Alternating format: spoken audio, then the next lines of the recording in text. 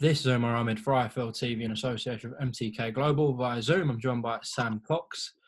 Sam, bit of a unsung hero, I'd say, is the way to describe you during this lockdown. You've been doing a lot of work for the NHS and helping them out. Just tell me a little bit about it, Sam.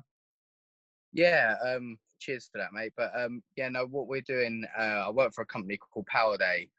They give a lot to the community anyway, regardless. But as soon as this sort of pandemic sort of come to fruition, the CEO, Ed, basically thought of, because we got London Irish Rugby Club.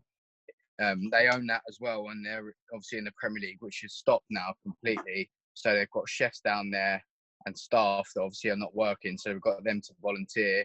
They're cooking up the meals. They come down to our office, and then we deliver them out to sort of. We're working with 14 hospitals now across the whole capital. I think we've got some more coming on, and we're up to about 1,000 meals a day now.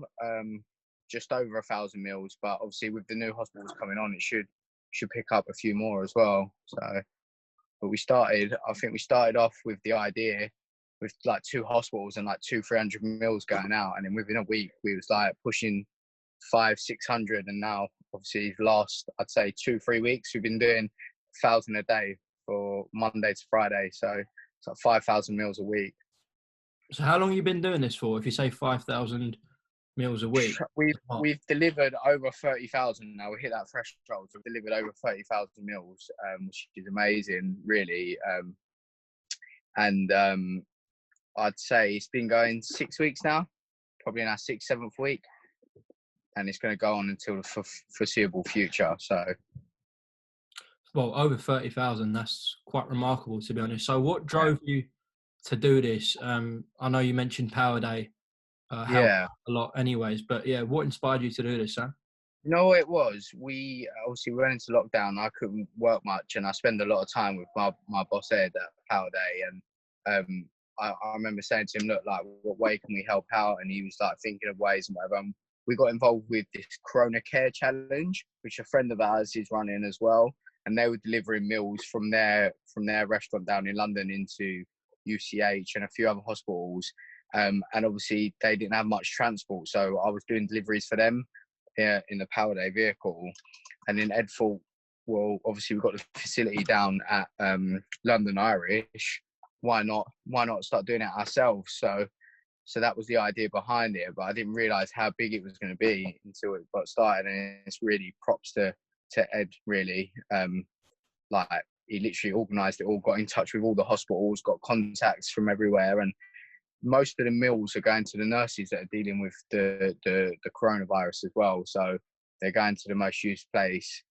And yeah, so it's just amazing to be able to give back in a small way. Do you know what I mean?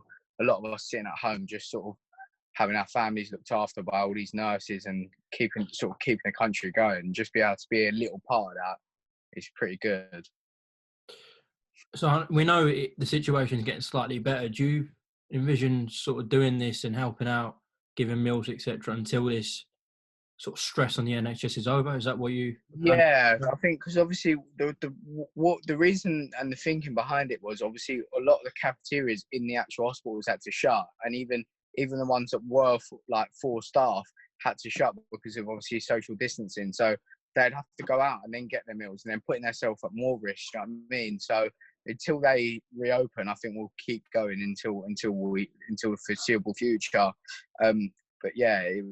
If you have a look at the Instagrams powering the NHS, so if people want to have a look at it and see sort of what we've been doing and how long we've been doing it for, and the hospitals that we go to, and if anyone's got knows of anyone in a hospital, works in a hospital that need help, obviously get in touch. Send me the link after we've done this. I'll put it in the description. Yeah, definitely. All right, Sam, in terms of boxing, we know you were scheduled to fight the O2 before the situation. I think it was a Kelly Avesian card. Is that right? Yeah, that's the one. So a bit of a sickener from your point of view. Obviously, you've done a lot on the small hall circuit, but this was, I know you fought the O2 before, but another O2 fight would have been brilliant for you. How have you coped with that? And have you had any sort of contact with Matchroom and your manager Steve about potentially being on another Matchroom bill and fighting in Eddie Hearn's back garden, possibly, Sam? Do you know what? To say, obviously, the second time, sort of going back to the O2 was going to be like, for me, it was going to be everything, because the first time it's like you're sitting there with the nerves, everything's new, and you kind of really don't know how to take the occasion. It took me a couple of rounds to get into it, so it was going to be nice going back with like a clean head, and I'd have just gone in there and shown everyone sort of the best of my abilities. So I was really, really looking forward to it. So I was pretty devastated when obviously I got the news. But what's going on in the world now, obviously, it's really nothing compared to obviously everything that's going on.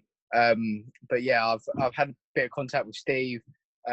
Obviously with Matchroom, there was a bit to and fro when obviously we thought it was going on, and then it wasn't going on, and was going to do it behind closed doors, and so there's a bit mixed signals there. But hopefully once we're all back up and running, they can fit me on a show.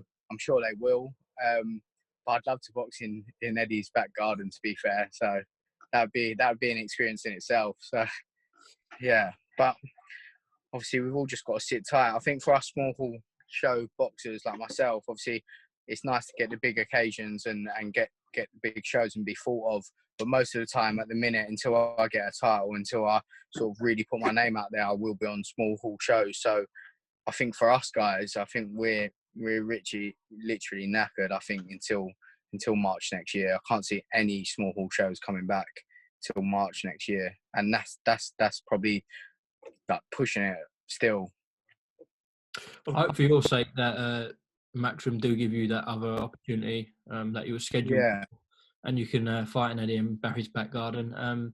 But only time will tell for that one. All right, Sam, I just wanted to get you on because I know you've done a lot of good work, as we talked about at the start. And as I said, I'll put the link in the video after. yeah. But yeah, thanks for your time, Sam. Thanks for the IFL. Anything you want to add? Yeah, I just want to say well done to you as well for starting up the football tournament and raising money for the NHS as well. I think that was a great idea, and it's a good way to get everybody sort of connected as well. I got absolutely smashed last game, so I'm out now, but it was a great idea by you, UMAR. Props for that, mate. So anyone who's trying to do their bit, I think needs their credit.